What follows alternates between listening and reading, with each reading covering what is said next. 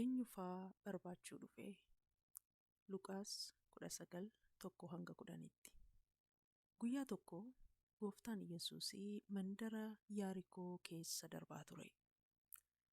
Mandara Yaarikoo kana keessa immoo namicha Zakkiyoos jedhamu tokkotu jiraataa ture. Namichi Zakkiyoos jedhamu kuni nama qaraxxuu akkasumas immoo nama badhaadhaa ture. Namoonni qaraxan immoo yeroo baay'ee hannaan yookiin amanamuu dhabuudhaan waan beekamaniif cubbamootadha jedhamaniitu ramadamuu yookiin tuffatamuu turani. Namichi kuni gooftaan Iyyasuus akka magaalaa isaa keessa darbu bareetu Iyyasuusin arguudhaafi barbaade. Garuu waan gabaabaa tureef arguu dadhabe.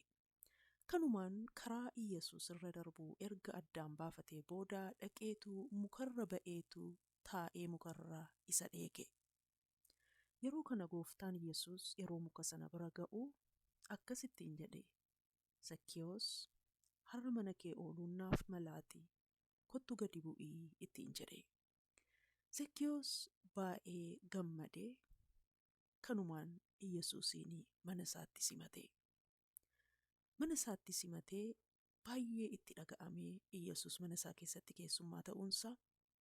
Kanumaan cubbuunsaas waan itti dhaga'ameef ol ka'eetu akkas jedhe. Yaa gooftaa, ani qabeenya koo hiyyeessaaf nan kenna.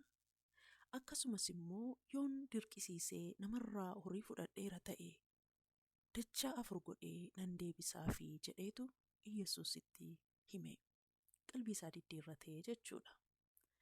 Kanumaan Iyyasuus yeroo kana dhaga'u maal jedhee, har'a fayyinni mana kanaaf ta'eera jedheetu dubbate. Egaa namoonni naannoo Zakkiyoos jiranii fi nuti qulqullootadha warri jedhanii of yaadan immoo yeroo Iyyasuus akka mana Zakkiyoos galee dhaga'an akkas jedhanii, maali akkamitti inni mana nama cubbamaa galeetu keessumsiifamaa jedhaniitu Iyyasuus irratti gumgumanii. Yeroo kana gooftaan Iyyasuus akkas jedhe, ilmi namaa isa bade barbaaduudhaa fi fayyisuudhaafis dhufeeraa ittiin jedhe. Kana jechuun Iyyasuus kan inni dhufe warra cubbamoo warra bade barbaadee fayyisuudhaafidha jechuudha. Kanaaf gaa namni cubbuu qabu, namni har'a badee, namni sababii cubbuu isaatiif tuffatamee jiru tokko yoo gooftaa Iyyasuusitti amane fayyina argataa, manni isaa hin fayyaa jechuudha akkuma Zakkiyoos. Egaa Zakkiyoos Yesuusin arguu barbaade, Iyyasuus immoo dhugaadhaan utuu isa hin tuffatiin gara mana isaatii dhaqee mana isaatiif fayyinni hin ta'ee akka cubbamoota barbaachuu dhufes Iyyasuus hin dubbate. Egaa gooftaan Iyyasuus har'as cubbamoota akka koof akka keessan barbaadaa jira. Yeroo inni sagalee isaatiin karaa adda addaa isinitti dubbatu akka Zakkiyoos dafaatii Yesuusin simadhaa malee bira hin darbina. Yeroo Iyyasuusin mana keessanitti simattan immoo mana keessanii fi fayyina ta'a.